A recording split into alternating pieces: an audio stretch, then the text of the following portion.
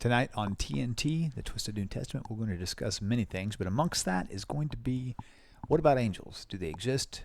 Do they have halos? Do they have wings? Probably other things too. Phone lines will be open too, so get your questions ready, and we will see you guys in a moment.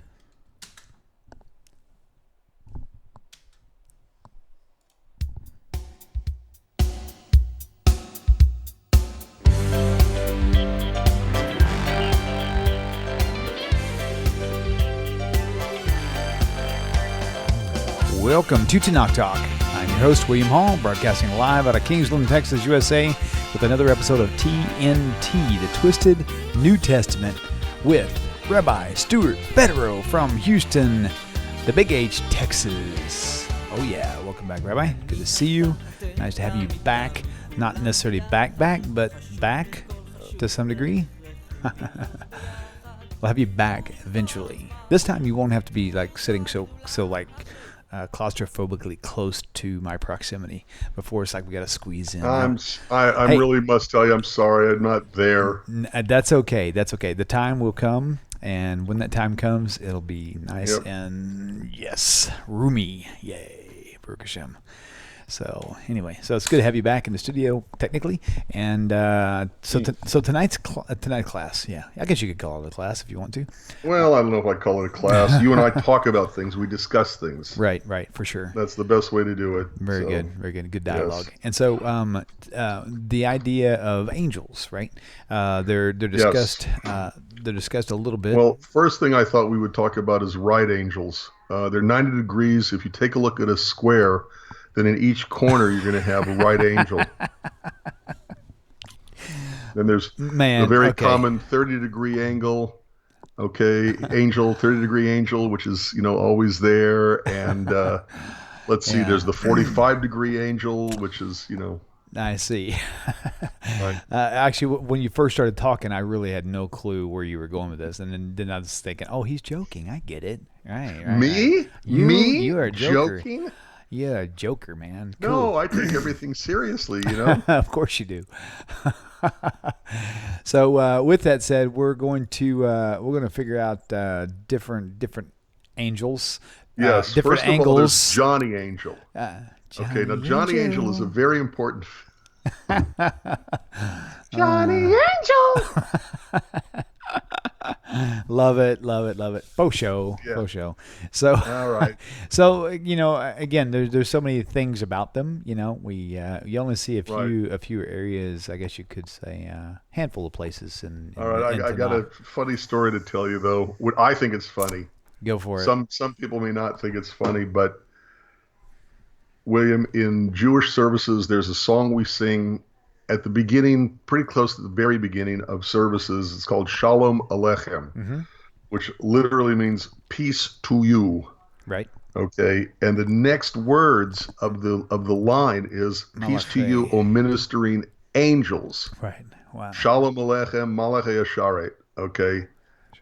And I'm not kidding. I've had people come up to me in and out of my own synagogue who will sing that, know every word to sing, multiple tunes, know everything to go with them, okay?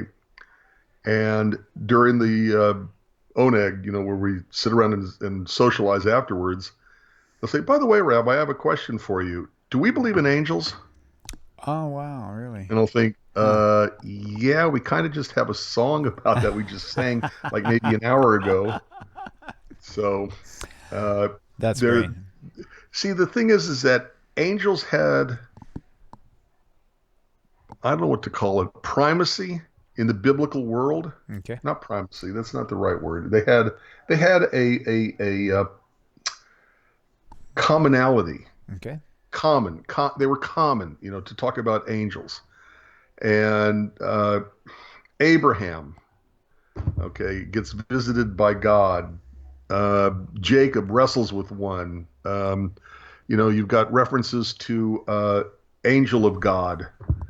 Okay, you've got it's all over the Tanakh, but in our modern intellectual, cerebral, I don't know what to call it, attitudes towards our religion and towards religion in general and Judaism specifically, angels become this kind of, oh, well, that's for the folk religion to believe. Well, that's for the,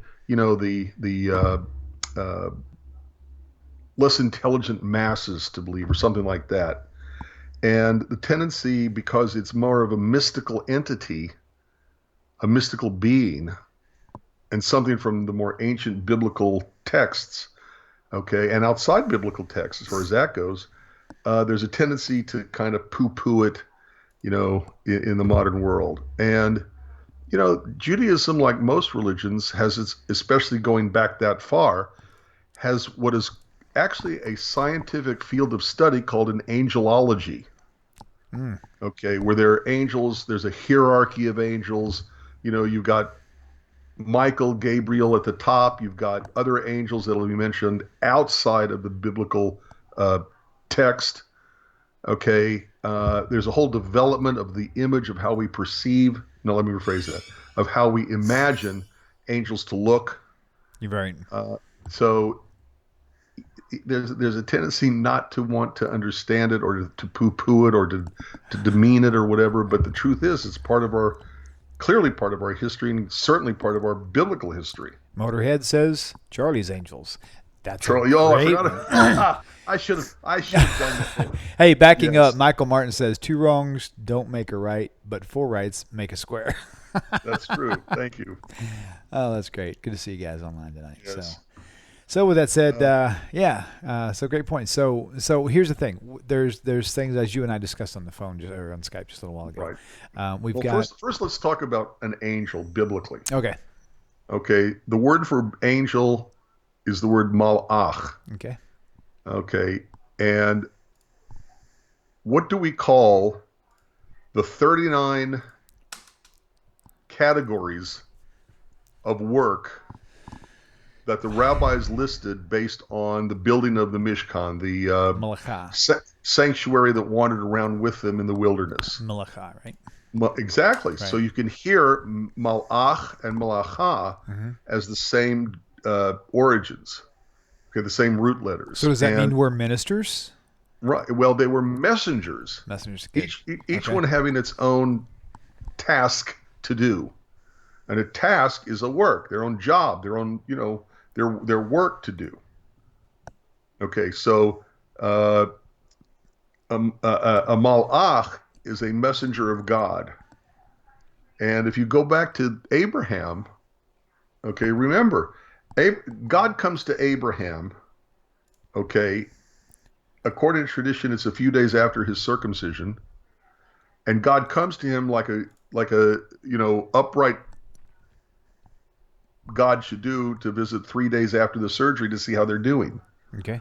Right. Okay. Right. Bikur cholim, visiting the sick.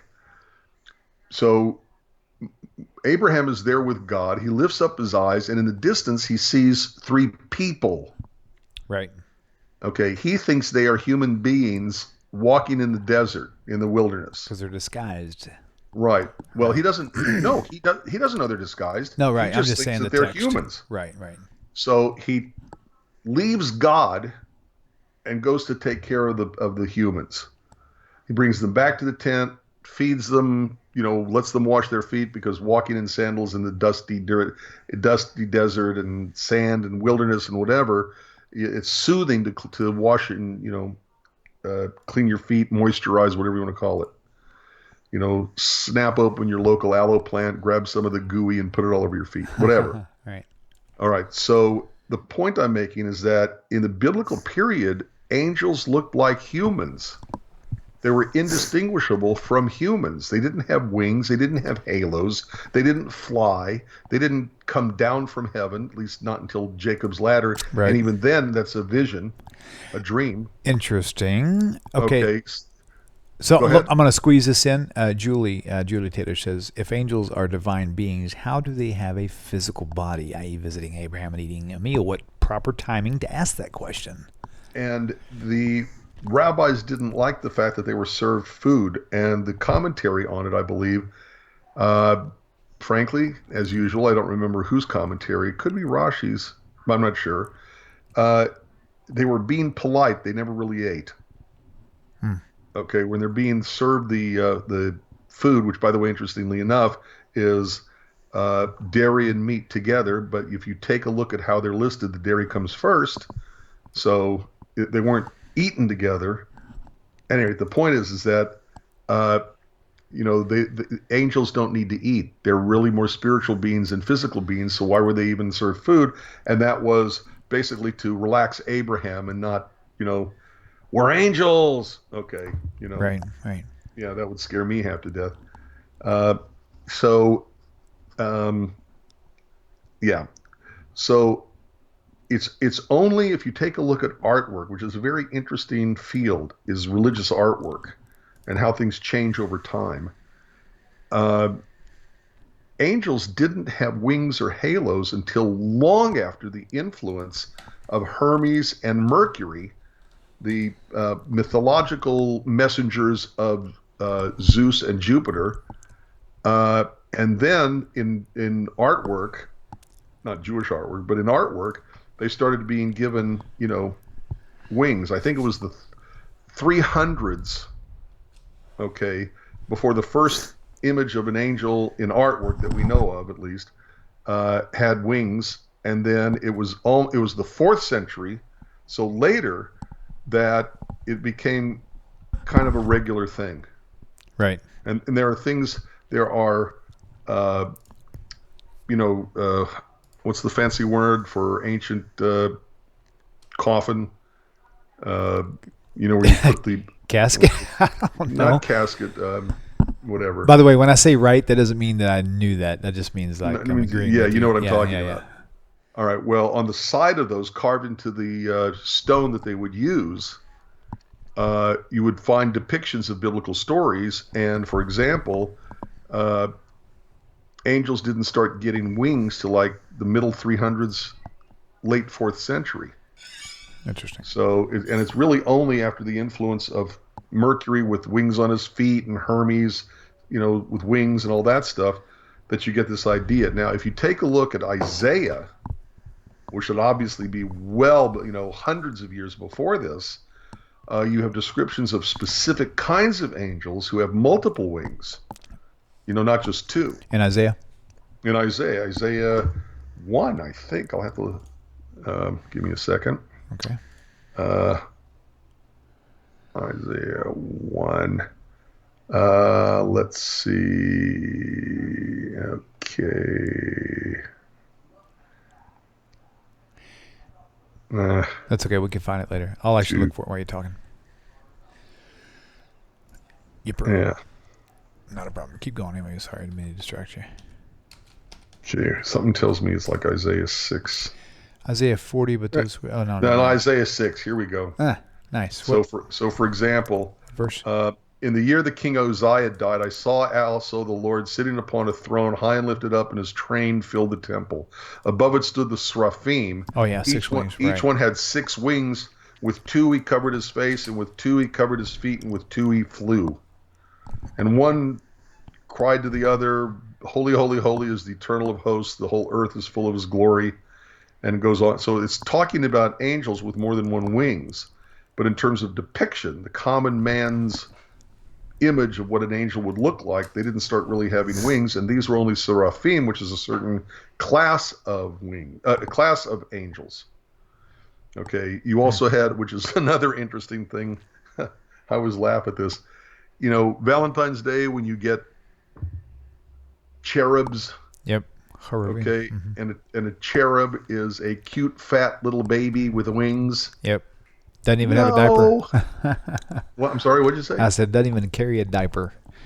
Just a buck naked, fluffy, chubby little angel with wings. No, a cherub, cheruvim, comes from the word cherev, as in you shall not lift up cheruvim, swords against nation. Oh. A cherub would have been a sword-wielding angel who probably would look like some cross between Dwayne Johnson, The Rock, and Arnold Schwarzenegger in his younger days. Wow, that's cool. Okay, yep. Who would be carrying this massive sword, like 8 feet long or something, And if you take a look Nice. at wait a minute, if you take a look at Genesis, probably around the end of 3, Okay.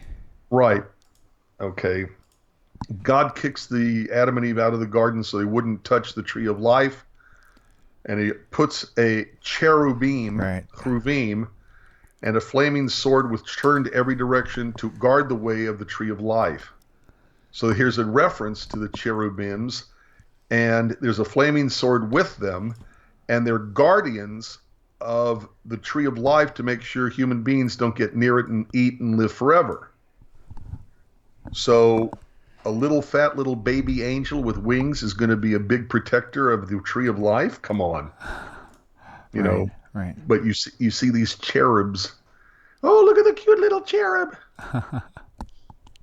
Right. That's funny. Right. So angels are a fascinating study, but in our modern intellectualized, whatever you want to call it, we have a tendency to think of the whole idea of angels.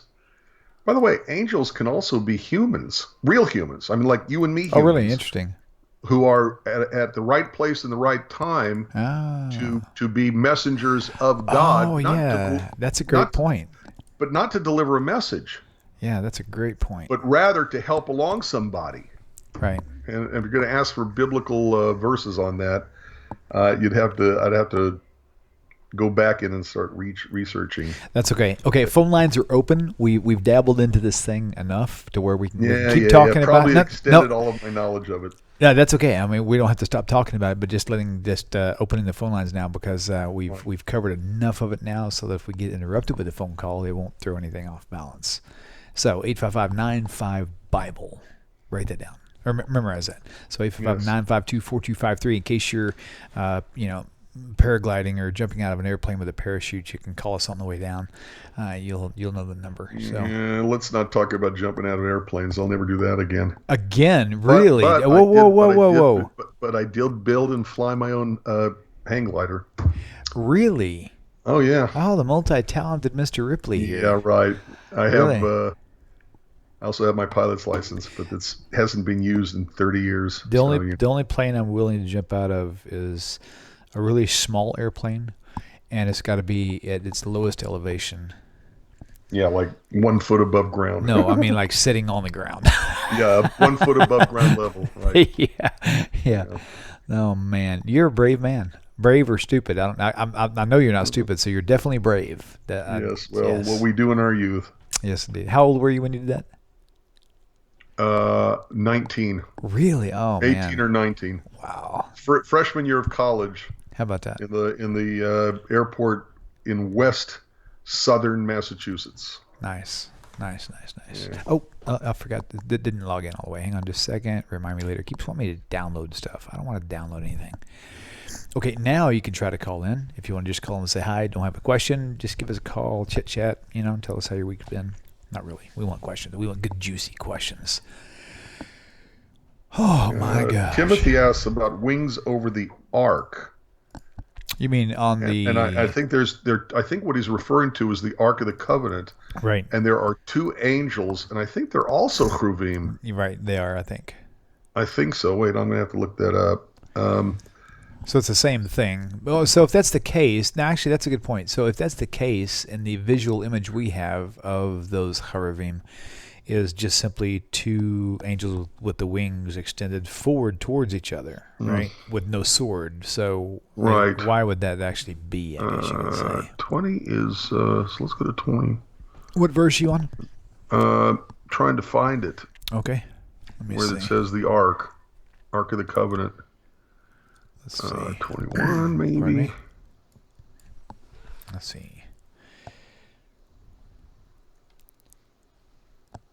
Nope. I cannot spell for. I thought I got a horrible keyboard. Yeah, that's what it is. That's I've got a horrible keyboard. Yeah, just there we go. Okay, so what we've got here is family of 2 community. Exodus 25, maybe. Yep. That's true. Yeah, I'd have gotten there eventually. Okay. Um, Shemos 25. One card of art. 1. Let's go to English because I cannot. Okay, so. Here we go. Exodus, you're right. Exodus 25. What verse? You are so quick. Let me find it.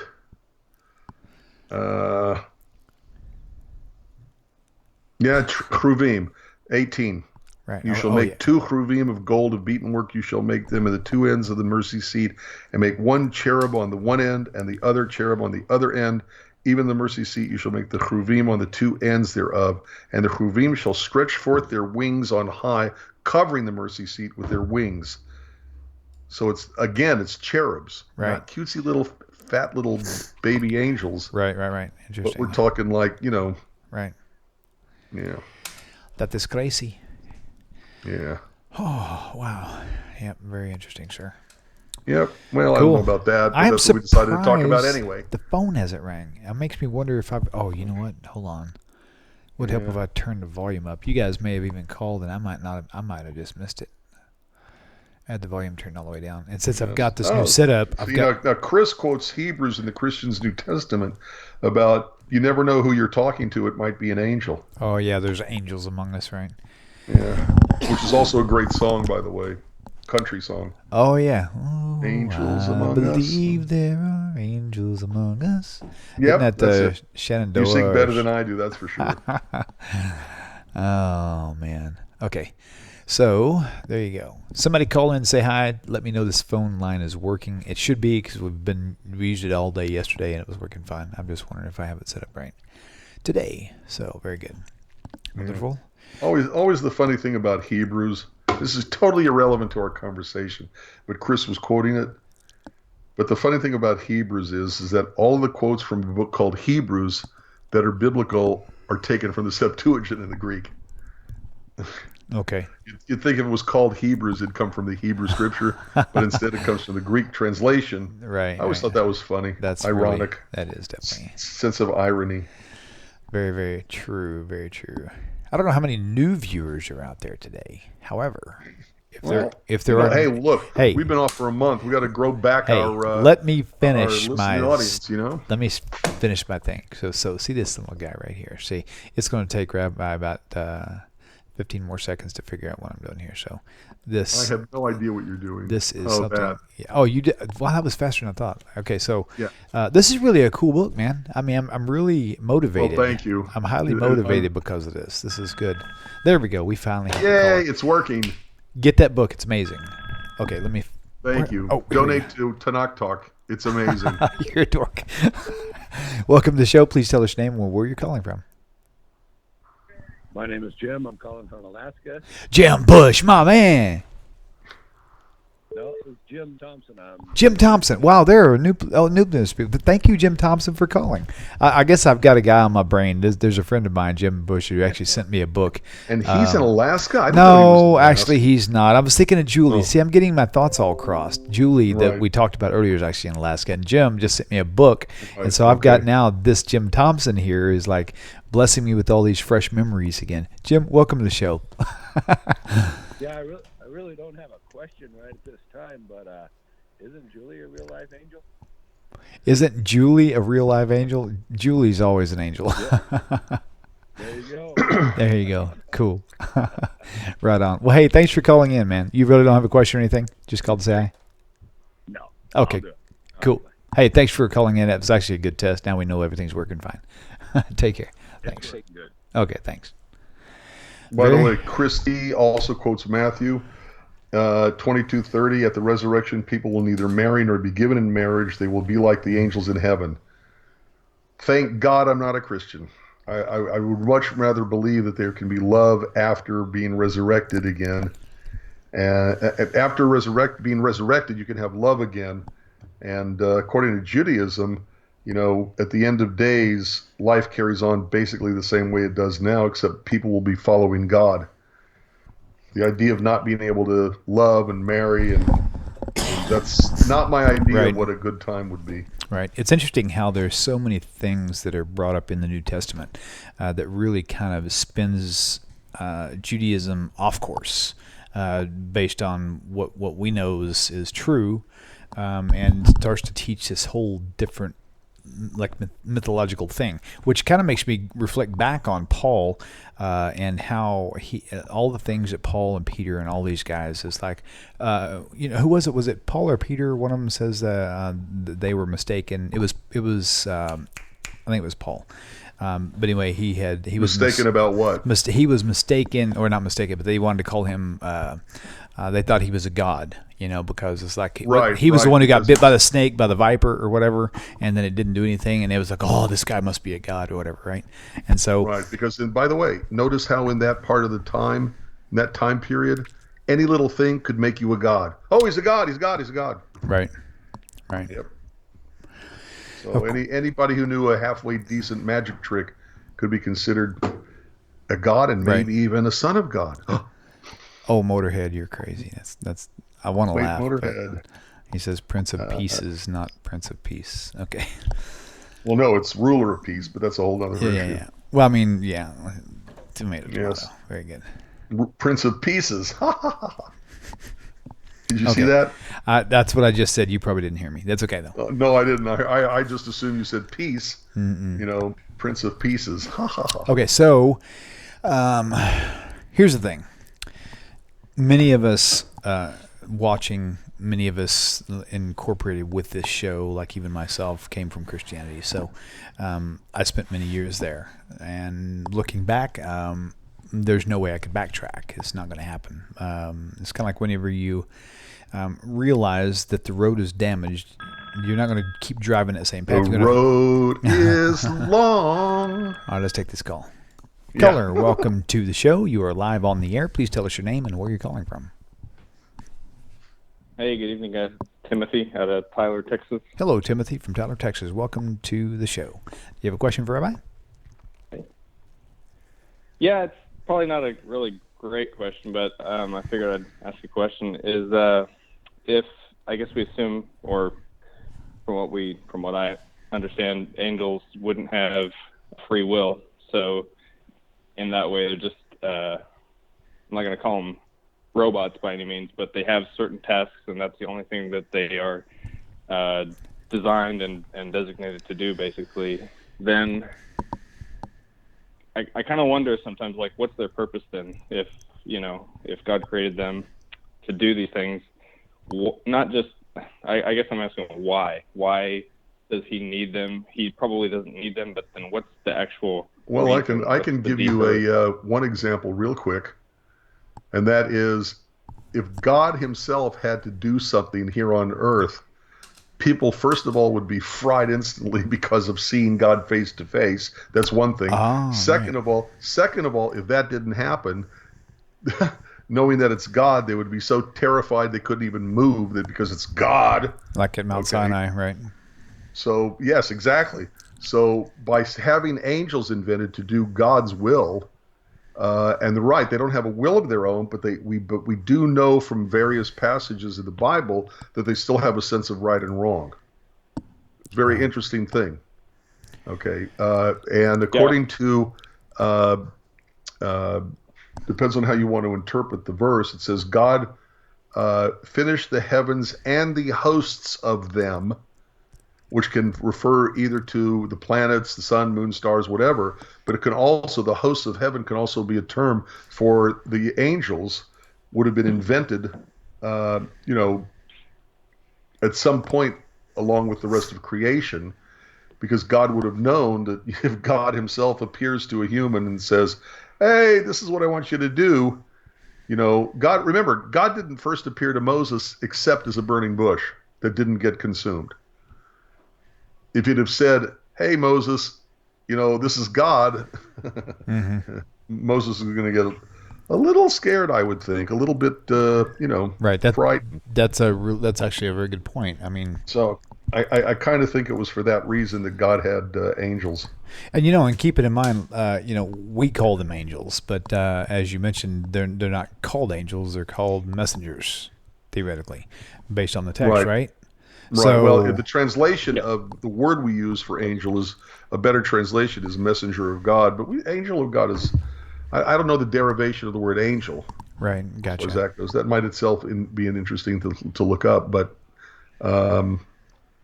but we still call them angels now. I mean, come on, Yeah. Right. True. Very true. Very true. messenger, but again, human beings can also be a messenger, Right. doing God's will when they don't necessarily even know that that's what got Sure. them to be doing what they're doing at the right moment, at the right place, with the right people, at the right time, Right. So, Well, that was great. Definitely a great question. Thank you for calling in. Yeah, I like the answer. Makes a little bit of more sense now, and I guess by that meaning, Lucifer could not have technically rebelled against God. Oh and yeah, the became free will part. the big Right. bad Right. Satan. Right. Right. Right. So, and why would there be evil existing in heaven? Right. I thought the whole point of heaven is where you go where there isn't evil. So saying that an angel is going to rebel against God is just weird on all sorts of counts. So really, this whole idea in Christianity of Satan being cast out of heaven with a third of all the angels Is from Canaanite religion, and Right. if you're interested, go look up the god Athtar, Athtar, and look at the quote from the Rosh Shamra texts, Oh yeah, where right. the description there is almost perfectly of how they look at the devil. The devil made me do it. Okay. Right. That's really good. Every time we say the word Thank devil, you, guys. I'm going You bet. to say Hey, that thanks for line. calling in. Thanks for calling in. And so, and so you have the whole idea, like you said, with the whole idea of free will. I mean, angels don't have free will, so they're messengers. They deliver messages, right? All right. Yep. We'll go ahead and move on. Hey, caller, welcome to the show. Please tell us your name, where you're calling from. Hello, you are live on the air. You were. Hello, you. By the way, I don't know if you're following all the quotes. No, I'm not. Are they William, on but YouTube? Chris Teague is putting up all these quotations from the Christian's New Testament, Okay. referring to angels. Uh-huh. You know what? You know how it's very interesting that the New Testament, Let's try that again. which is steeped in mythology and Mithraism. Caller, and sit all tight. sorts- We'll get right with you. Hang on just a second. I'm sorry, just real quick. It's not surprising that there are so many more quotations in the New Testament about angels and everything, because it comes from a more superstitious, Mystical, folky yeah. mystical kind of religion of Christianity instead of Judaism, which has references to it, but it just strikes me interesting that he's referring to all the ones in the New Testament. And yeah, okay. At any rate, it's caller. Go ahead. Okay, very good. Caller, welcome to the show. Please tell us your name, where you're calling from. This is Thomas from Michigan. Hello, Thomas. Hi. Welcome to the show. Shalom, William and Rabbi Federow. Shalom, so Thomas. glad you're back on.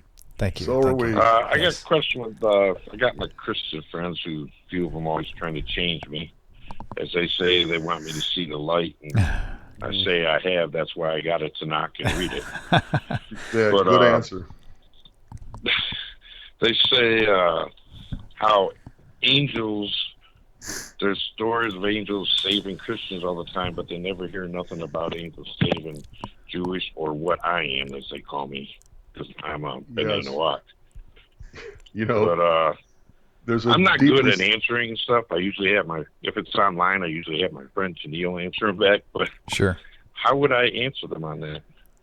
And it's very simple, because Christianity, as I said, seems to be so far more steeped in angels. Okay, of course, Christians are going to assume that what they're perceiving as angels a lot more than Jews are, who tend to be more, well, frankly, intellectual and a lot more rational.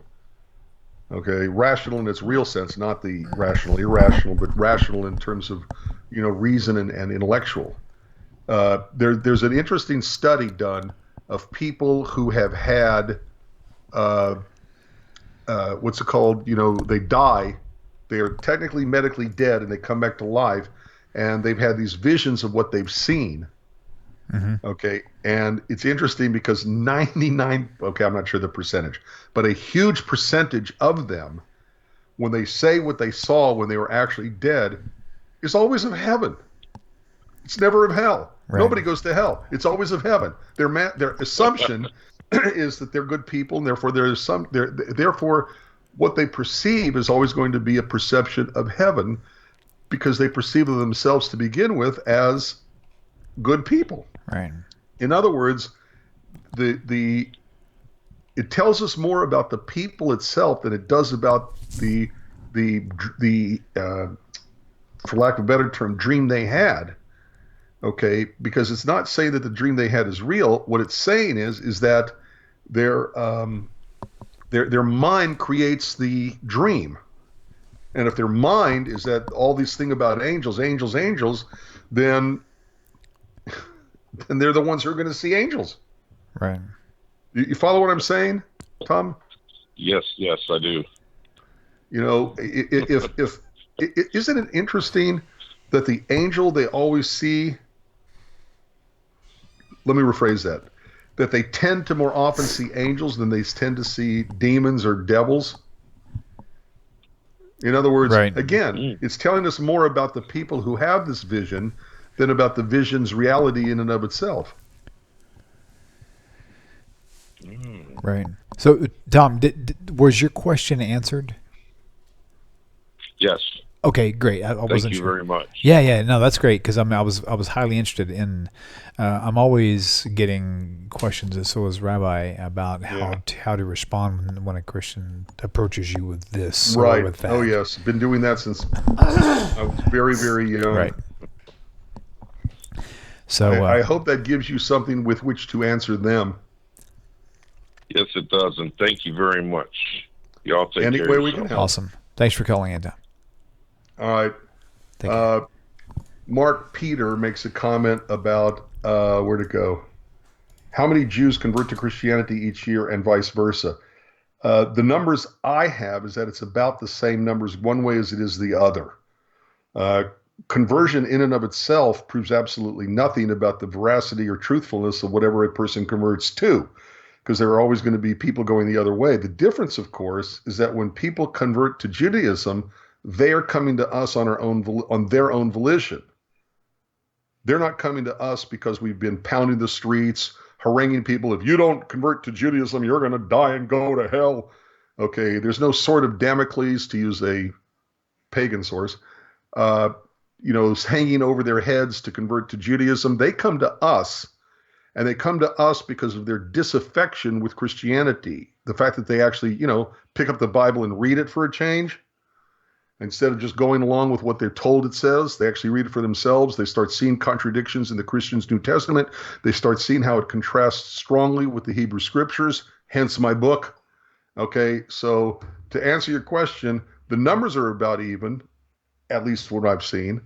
By the way, we also don't have something like $350 million a year being poured into organizations that whose sole intent is to convert Jews to Christianity. Yes, sir. We don't have organizations, and that's too bad that we don't, by the way. That's another discussion in and of itself. Agreed. Okay, but we unfortunately don't have organizations like Christianity. Are you familiar with Emma Lazarus? Mm-mm. William Emma Lazarus, who wrote Give Me Your Tide, Your Poor, Your Huddled Masses, Your In to Breathe Free, I Lift My Lamp Beside the Golden Door, Send These the Tempest Tossed You, whatever it is. Okay, you know what I'm talking about? I on do the side not. of the Statue of Liberty? Nope. She goes back to the 1800s. And Emma Lazarus, who wrote the poem that's about the Statue of Liberty, she also was very much a witness to the late 1800s missionary zeal by Christians to convert Jews to Christianity. And she made the statement that the single most expensive commodity on planet Earth, considering all the money that the Christians spend to convert even one Jew, are those Jews who have converted to Christianity. Because there's so much money spent that you take a look at the product, how many of Jews actually convert, and it's so minuscule, they're spending so much money to get even one or two Jews to convert, or however many it is. The point is that even going back that far, she called Jews converting to Christianity the most expensive commodity on earth because of all the money being poured in by Christians to convert the Jews. The most expensive we don't do cost that. I wish we did. Yeah. Sorry to interrupt, William. No, that's okay. We don't do that. I wish we did.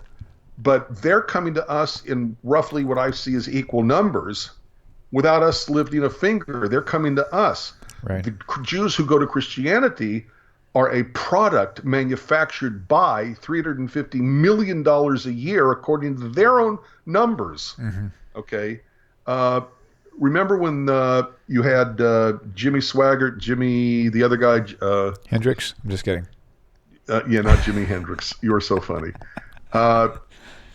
Jimmy, I can't think of his name. Jim Baker. Oh, Jim Baker. Yeah. Okay, there were scandals with them, and it had to do with money or something like that. And Christianity created an organization to basically be open about the monies involved in churches. And it's from those statistics that they themselves admit to spending, their budgets. $350 million a year is spent to make Jews into Christians. We spend nothing, yet they come to us in virtually equal numbers. And get out, yeah, for sure. But here's the thing. The difference between the two is the ones who are leaving Christianity, they're leaving it because of proper knowledge. And the ones who are going to Christianity from Judaism are people who are not educated at all. They're naive to the Hebrew Scriptures. They're naive to the prophets. I've seen so many testimonies. I've seen a handful of testimonies of these big, like Mattel Ballaston, and these big gaons that they're supposed to be so wise and so educated. They say they came from these religious backgrounds. But I actually got a message from someone about 2 weeks ago, and it said that this lady had converted to Christianity. It said she was raised in a religious home, but it says that she actually married a Christian. And I'm thinking, first of all, if you don't know Orthodox Judaism well enough to realize that a truly religious Orthodox Jewish family raising a proper family, they're not going to be marrying outside their faith. Period. So just that alone tells you that their history is actually a lie, and it's just something to make up to make you believe them. This Mattel Ballaston is the same thing. I actually met people on Facebook who actually know their family. He professed on the video that he was raised in a religious home, and he of course, the really ridiculous parts are, he says, well, I came to realize that Jesus was the Messiah because of Isaiah 53. I'm like, oh my God, of all things, you have to pick the dumbest one of all? That is like William, another aspect of that is that he didn't read the text and because of it become a Christian. He became a Christian first. Right. And then was shown Isaiah 53. Yes. Or even if he hadn't already become a Christian, he was already toying with the idea. He was already playing with the idea. He was hanging around Christians. He was hanging around churches. He was hanging around Christian Bible studies. Yep. Okay. And then they're the ones who patted him on the back and gave him all the good, you're so wonderful and you're so great and your jokes are so funny and you're so smart and so well educated, and got him sucked in that way. And that's, you take a look, don't believe me, read all of the autobiographies, of Christians. Go look at their silly little videos that they put out. Listen to what they say about how they became Christian, and invariably it's because of some sort of divorce, emotional problem, drug abuse. I mean, on and on and on with problems that their Jesus, saves them from. Right. Like replacing their heroin addiction with Jesus addiction. Right, exactly. It's an emotional fix. It's always about a fix, never about truth, never about an information revelation. It's always emotional connection, or you were born into it. Right. So, pardon me. So, yeah, it's really, really quite astonishing. I'm still amazed at all the false testimonies that I hear, and you can listen to them yourself, and you can detect when they're false because they slip up when they tell you things. They accidentally will say something, and you're like, wait a minute, where'd that come from? That doesn't make any sense. Well, it's because they're making crap up. You know what I mean? So, William, I also find it hysterically funny when they start calling themselves incredibly Jewish sounding names. Oh, yeah. Okay, because first of all, I sincerely doubt they were ever given a Jewish name. I don't think that they were Jewish to begin with. Right. And therefore, the names that they are choosing for their Jewish names to make them sound oh so Jewish can be laughable. Mm-hmm. Right. Okay, they can be, the most famous of all is the head of Jews for Jesus, I think Los Angeles. I'm not even sure if he hasn't retired by now. I don't know what's going on over there.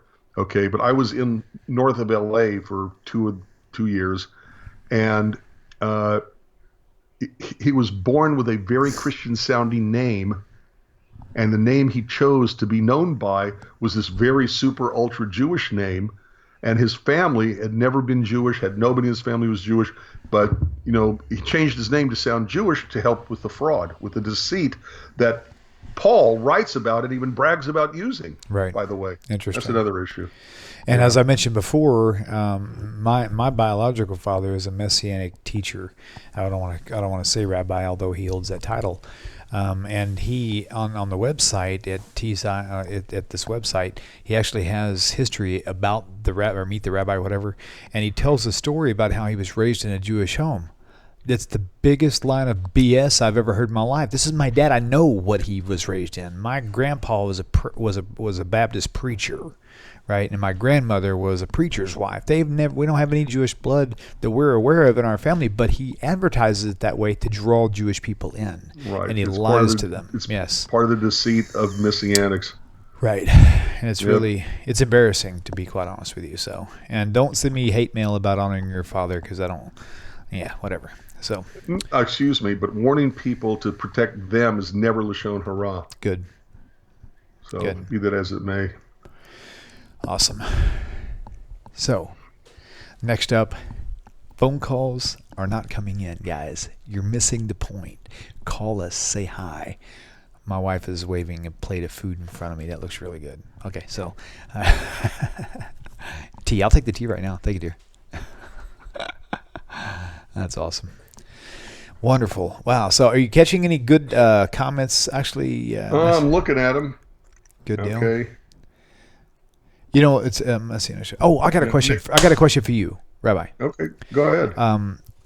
I have when I was a Christian, I first heard of Sid Roth. And then don't comment yet. And then when I went to Messianic, I became really excited about Sid Roth, right?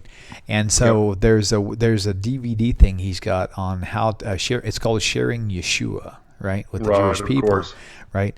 And so I was very pumped about this guy, because my dad, of course, he liked him, and my stepmom, whatever. And then as time went on, and then as I was coming out of the New Testament altogether, I saw the debate about 25 years ago between Rabbi Tovia Singer and Michael Brown, and Sid Roth was narrating it, right? Or he was the moderator, if you will. And I was listening to this debate, and I was completely shocked at how Sid Roth was just pardon the expression, but he was just being an ass. He wouldn't let Rabbi Singer finish speaking. He kept cutting him off, and he kept showing favoritism and all this other stuff. And then I found out later that they even edited out a lot of Rabbi's conversations and comments, and I immediately thinking, man, this guy's really a scumbag. The way he handled that was just really not honest at all, and on top of that, before the interview, they agreed. This is something Rabbi Tovia Singer told me. He said they agreed before the debate that they would leave the debate. They would do the debate. They would not edit anything. They would just publish it and not have any follow-up comments or anything. And what did they do? It was like a 45-minute debate, and the video was 2 hours long. Why? Because for the last hour and 15 minutes, Sid Roth and Michael Brown spent all that time talking down on Rabbi Singer, which is one thing they agreed not to, which also shows their honesty is very not credible at all. Right, and therefore, why should anybody trust either of them ever again to do a video? If they can't be trusted to right, do what they say they're going to do, and not do what they say they're not going to do. Right. Right. Yep. By the way, where'd it go? Where'd it go? Mark Peter, any idea why the Jews play such a big part in human history? They seem to be everywhere. Yeah, I know exactly why, because our covenant with God is true. Right. Because God says the people of the earth will, Genesis 12:3. What is it? Those who bless us, God will bless. Those who curse us, God will curse. Okay, our covenant is really true. Therefore, we have a major part in human history. That should be obvious. Totally. So, and we do it with 2% of the American population and 1/10 or something like that of 1% of the world's population.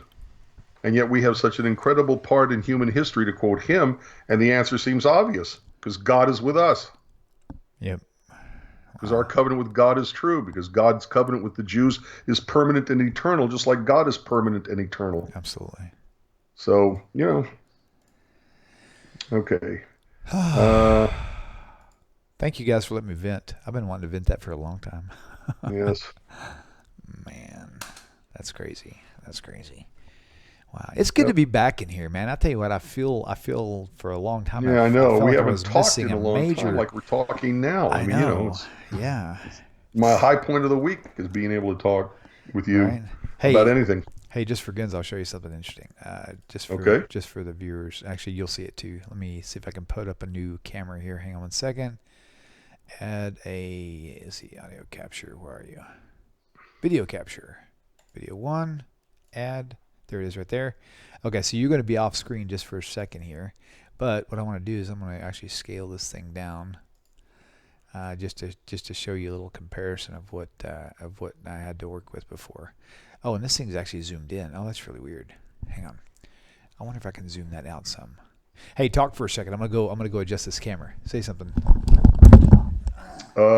John Anon says Jews are the firstborn, the favored son is the secondborn. You want to run that through again? Joseph was the secondborn? Joseph was the 11th son born? Something like that. I know what you're trying to say. It's been a very famous quotation going back to the early church fathers, where they tried to show that the Jews were the firstborn of God, but the brothers, the younger brothers, they called us the older brothers, which was remains an incredibly insulting term for this very theological reason, because they'll be pointing out privately, yeah, they're our older brothers, but it's the younger brother that takes over.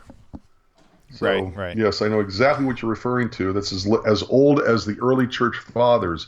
The Pope. Okay, John. Just for context, in case you don't remember or you haven't paid attention, John Anon is one of our missionary friends who likes watching all of our videos. I can honestly say he doesn't read a lot of the people's comments because he brings up stuff. No, he just he's a guerrilla warfare. He writes his comments and moves on. So does the other guy. But he plays nice. He's respectful. He doesn't get rude. That's why we let him stay. So maybe one of these days we'll. Okay, so switch topics. Here you go. So what I was saying was, when you do come down, and you'll remember this. Okay, so before I wonder how far I can stretch this thing here. So what I'm going to do is I'm going to show you roughly the real estate we had on the green wall before. Okay, so right about here. Okay. About which is wow. Oh my gosh. That's really crazy. Yeah. Can you see the big green wall right now? Yeah, I saw it before, but well, I know, but there's nothing on it. Well, I know that because I'm trying to show you something here. So, okay. So in the office where you came, remember we did that little surprise, like mystical thing, like, oh, you're sitting next to me, sort of thing. Right. If you can remember, the space that we had to deal with was on a curtain about this big, from here to that wall, and that's all we had. And so now we've more than doubled that. And so with the room here, man, we could have like a 5 people sitting in here and actually do a big old show. So it's really, really cool. So I'm really excited about that. But anyway, enough about that. I just thought I'd show that to you because I'm trying to entice you to get your butt down here. So I will, I promise. Super. Well, it is 8:54. We got probably time for another question if you want, or a topic if you want to hit it real fast. Well, if somebody wants to call in, we can take it. But until then, let's see where to go. John Anon again. 2 wives, Rachel. Judah's mother was not. Yeah, that's true. And Mary had a mother that he himself. I'm sorry. Jesus had a mother, Mary, whom Jesus himself even denied, and said some very not nice things at her. So I'm not sure exactly what your point is about that. That's really intriguing. 2 wives, Rachel, the favored wife, Judah's mother wasn't. Yeah, but I don't. I'm looking at quotations before that. I don't get what that's about. Let me see if I can scroll over to. Okay, so Joseph was given the birthright. Judah was given the scepter. That's another. There's a next earliest comment. Yeah, Judah gets the kingship. Right. So, John, All what is your? You have to be king. You have to be a descendant of Judah. The point is, John Anon. What is the point? What's the point you're trying to bring to the table here? That's what we're kind of figuring out. No earthly idea there. He's just making his Thanks, grill. Thanks, Motorhead. Oh, that's good. Awesome. Okay. But if you think about it, it all throughout history in Tanakh. And actually, what made me think of that is I saw a comment on here by, one second, I'll tell you who it was if I can find it again. Amelia, yeah. The younger's been favored whenever Torah really does illustrate the firstborn, but really it's like the younger that ends up getting favored anyway. So like King David. I mean, you can look at everything from Jacob and Esau. The whole it just goes on and on and on. So at the end of the day. The only thing I do know is that John Anon is pointing out something that would push towards Christianity's validity somehow. That's what he's doing. Right. It's called although planting the mustard seed of faith. Although it's also a mustard seed of doubt, by the way. Right. Very true. So, Purpose Films, good to see you out there. Good. By the way, when Amelia asks why is the younger son constantly favored, Abel, Jacob, Joseph, David, the answer is because it's turning something on its head, where it's always expected to be the oldest, but the reality of the world is that the oldest doesn't always have the most success at life and anything else for that matter.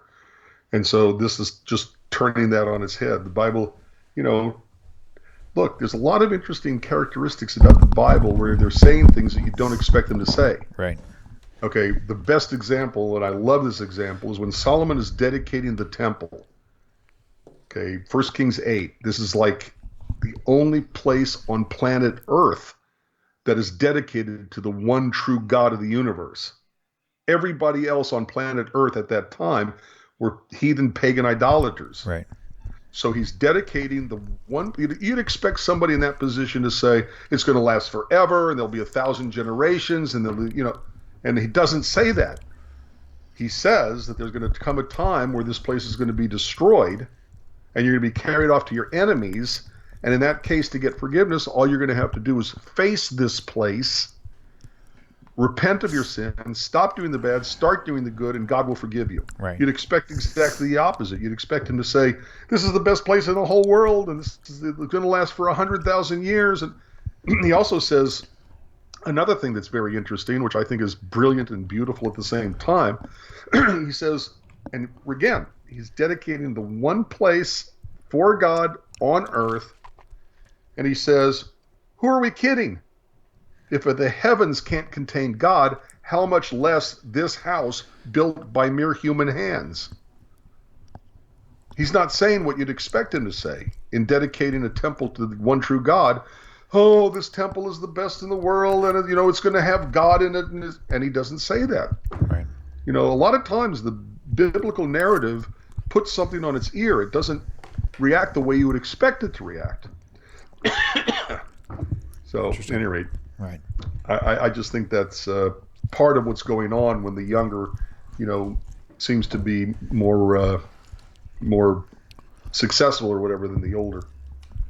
Very good. So, at any rate. Awesome. All right. Well, I'll tell you what. It is 8:59. We're running on 9 o'clock. So I think it's probably a good time to shut her down. Rabbi, it's been a great show. Thank you so much for your time, and all you viewers out there. Always, William. I hope someday to be up there in person soon. Oh, you will. You will. You've been up here more than anybody else I've ever had. Gentlemen from Tyler, hey, if you ever get down to Houston, look us all up. Right. Absolutely. So again, thank you guys for tuning in, and don't forget about Rabbi's book. It's really, really a good find. And I'm sure most of you, if you've enjoyed Tanakh Talk, you need to donate. Hey, So I tell you what. TanakTalk.com and thank you. All these bills have to be paid. Yeah, and they're actually right, William, right? You're right, and they're actually accumulating right now. So, yay! appreciate that, and all the people out there who have been contributing from time to time. I really appreciate that. That really tremendously helps out. So, ultimately, it'd be nice to be able to not be upside down. So, we're working on that soon. Thank you all for your kindness and generosity. But really, going back to your books, you guys have Rabbi Singer's books, the 2-volume books. If you don't, you need to find them. This is like one of the really great great Absolutely. jewel. This guy too. And also, I want to push out one more thing real fast, just for grins. A lot of people don't know about our friend Jason Lacrosse. He's got a really great book. It's great in several ways because he was very clever in the way he actually there's two. I'm going to put it all together. Yeah. Yeah, the title it was really, really brilliant. It's called Revealing Matthew's Secrets, and the reason why, obviously, it's one of those things where the title is not an automatic turnoff for Christians. In fact, it's kind of enticing, and it's something that they need to see. But also another one that I haven't talked about in forever. This book right here was very key. Where's the main camera? I'm going to actually switch cameras here. This book right here was very, very key in my departure. James Wood Jr. Leaving Jesus. Oh, sure. Right. This really put the final nail in the cross, if you will, in the coffin of my exodus for sure.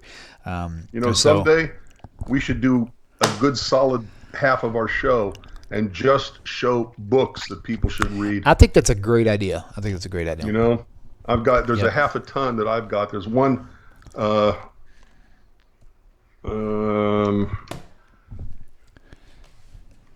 It's called, well, maybe in the other room, but at any rate, it's called, it's the translation of, by Moses Mokado of Isaac ben Abraham of Troki, called Chizuk Emunah, Faith Strengthened. The subtitle is 1,200 Biblical Refutations to Christianity. Wow. Yes, nice. There's about 4 or 5 new books from Gerald Siegel. You just reminded me of something. Hang on. I'm sorry, what? You just reminded me of something. Okay, so this book here, tell me if this sounds familiar. Yeah. Okay, so a good friend of mine, he's not on Facebook. However, he's associated with myself and with Rabbi Tovia Singer. He told me to buy this book, and I haven't. I'm glad you actually brought all this up because I'm actually going to take this back in the house. It's called The Resurrection, A Critical Inquiry. And this thing, I mean, it's like this thick as Who's it by? It is. Hold on, let me find the flip it right side up here where I can see it. It is by. It should be a Michael J. Alter. Spell it, the last name? Alter. Michael J. Alter. Alter. Yeah, and this thing has it's literally just flooded with like just a major zoom in on every possible flaw with the New Testament, like you could imagine. And I'm telling you the way it was told to me. I haven't actually opened it yet. This thing has been sitting on the shelf for a while, but I'm going to take it in the house tonight. Could you show me the cover again? I don't have the cover, but I could show you behind the cover. Well, show me the book. The book you've got in your hand. Yep. Put it up. Okay, so... Or the binding, or even the spine. Let's see if I can hold it steady. It's still not very clear. Let me turn it this way here. It's just a gray cover. That's all it is? Yeah. Okay, now turn it around the other... There we go. Oh. Sorry, can't even read it. Okay, it literally just says altar, and it says the resurrection, semicolon, a critical inquiry. Okay. And so... by the way, a long time ago, there was a manuscript that I ran across. It was a lawyer put together a text. It was called The Trial of Jesus, and it was a comparison with real, live, honest-to-goodness, bona fide Jewish law and how the New Testament portrays the Jews and Jewish law regarding the trial of Jesus. And that book somewhat, reminds me of the one you've got, or the one you've got reminds me of the one I saw. It's a manuscript a long time ago. Somebody just asked me to post the ISMB code. I'm going to do that right now. Because that's a brilliant idea. I totally forgot you could do that in one. I'm telling you, we should probably spend a whole hour just talking books. dash. Put it in the chat. That's what I'm doing right now. Put it in the chat? Yep, I'm doing it right now. Okay, there it is right there. There's your ISBN code number. 1-4990-54041. That's it. That's the one. That's the book. Okay. Great idea. Thank you so much. It's on Amazon, they say. Okay, good. Thank you, Donald. I'm copying it. Wonderful. Excellent. All right. Well, I'll tell you what, let's wrap it up, Rabbi, and we will plan on seeing you maybe here next week, maybe not. But, hey, either way, I'll get you. I'll take you how we can, right? So thank you all for tuning in. It's been a great show, great week, And good to see everybody. And we will certainly see you guys same time, same place next week. Hashem willing.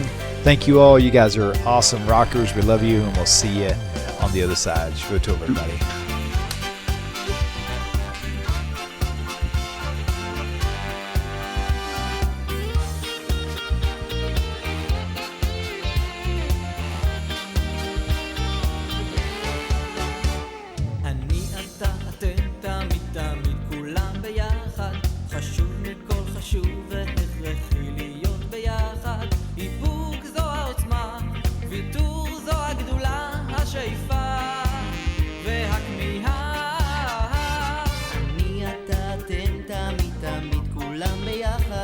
חשוב מכל חשוב והכרחי להיות ביחד